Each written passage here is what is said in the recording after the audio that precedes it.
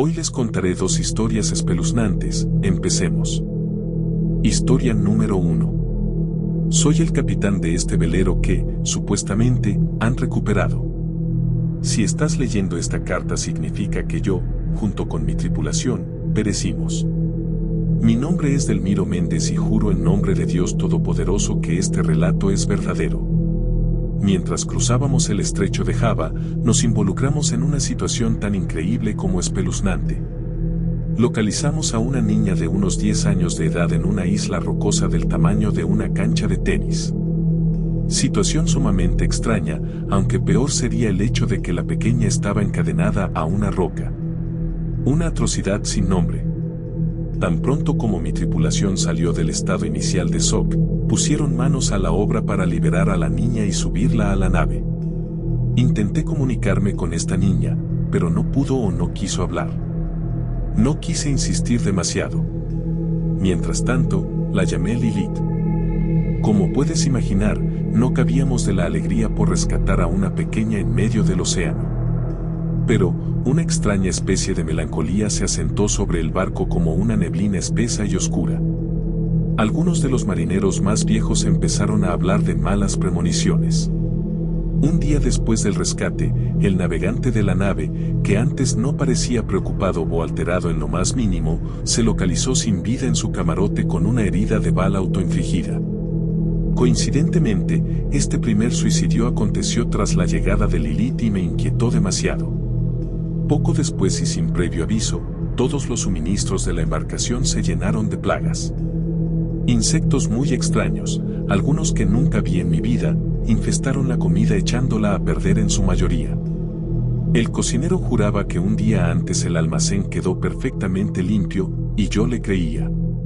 Que la embarcación se volviera escenario del ataque de una plaga era un misterio desconcertante. Inmediatamente ordené un racionamiento estricto de los alimentos que aún podían consumirse. Este incidente solo exacerbó el sentimiento de malestar que ya afectaba al barco. La tripulación empezó a susurrar que Lilith era responsable de todas esas desgracias. Su creciente hostilidad hacia la niña era más que evidente. De hecho, escuché a algunos de mis muchachos de cubierta discutir sobre si debían arrojarla por la borda. Entonces nos ocurrió algo atroz. Una niebla tan densa como el lodo se extendió por el mar y envolvió nuestro barco. Además, el viento dejó de soplar deteniendo por completo nuestro movimiento. Una quietud mortal, del tipo que no había sentido ni siquiera en tierra firme, nos abatió. No sé durante cuánto tiempo nos mantuvo inmóviles, tal vez semanas. La niebla se negaba a disiparse y, junto con la sed y el hambre, sumió a la tripulación en la locura total. No pasó mucho tiempo antes de que saltaran al mar, quizá con la esperanza de escapar a su terrible destino. Creo que yo también estoy sucumbiendo ante la locura, así que escribo esta carta mientras todavía me queda algo de cordura. Quien quiera que esté leyendo esto, le imploro, Lilith no debe poner un pie en tierra. Ella estaba atada a esa isla por una razón. En ese momento, Lilith dejó de leer la carta al escuchar la bocina de un barco que se aproximaba a toda marcha a nuestro barco. Historia número 2. La primera fue mi hermana, una pequeña de 8 años muy amable y gentil. Me parecía muy inteligente, por lo que todavía no me explico los motivos que la llevaron a adentrarse sola en el bosque. Éramos extremadamente cuidadosos. Mamá nos enseñó a diferenciar entre la cicuta vidosa y la chiribía de vaca. También dejó muy claro que nunca debíamos cruzar por el tronco muerto que atravesaba el riachuelo. Mamá no dejaba de llorar, estaba profundamente devastada. Pasaba horas mirando la línea de árboles y se adentraba en el bosque casi todos los días. Por las noches, yo esperaba ansiosamente su regreso. Hasta ese día en que no volvió. Acudí al pueblo más cercano y le conté a los hombres lo que había pasado. Organizaron un equipo de búsqueda y se adentraron en el bosque, pero jamás regresaron. En los pueblos aledaños, las noticias sobre las personas desaparecidas se convirtieron en un espectáculo morboso. Cada vez enviaban más y más personas al bosque, simplemente para no regresar. Cuando las desapariciones ya se contaban por cientos, La prensa envió a una multitud a cubrir la noticia que atrajo a cientos más.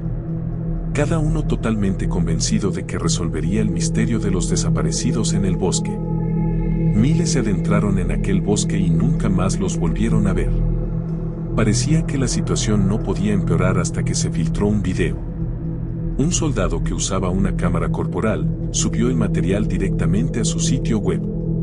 Se desató un auténtico infierno. Aquellas imágenes se convirtieron en una especie de embrujo hacia cada uno de los espectadores. Debían atestiguar con sus propios ojos los kilómetros y kilómetros de exuberante musgo vibrante con un tono tan verde que lastimaba. Y sentir ese viento fresco que mecía las frondosas ramas de los sauces en aquel video. Los miles se convirtieron en millones y de pronto todo quedó en silencio. En la televisión no se transmitía más que estática. Todo estaba quieto. No podía asimilar el efecto que tuvo ese video en toda la humanidad. Lo miré varias veces, con la esperanza de experimentar ese impulso abrumador. Nunca pasó nada. Así que esperé. Pasé muchas semanas esperando a que alguien viniera a buscarme. A decirme que ellos tampoco entendían lo que sucedió, pero nadie vino. Se me rompió el corazón, había perdido a mi hermana, a mi madre y estaba completamente solo. Cuando finalmente entendí que no tenía nada que perder, me dirigí al bosque, atravesé el tronco, seguí los sauces y llegué a un claro. Era enorme y circular, completamente tapizado de musgo suave. En medio de aquel claro había una mujer de pie, casi como un árbol que cobra vida. Por favor, le dije llorando. Llévame a mí también.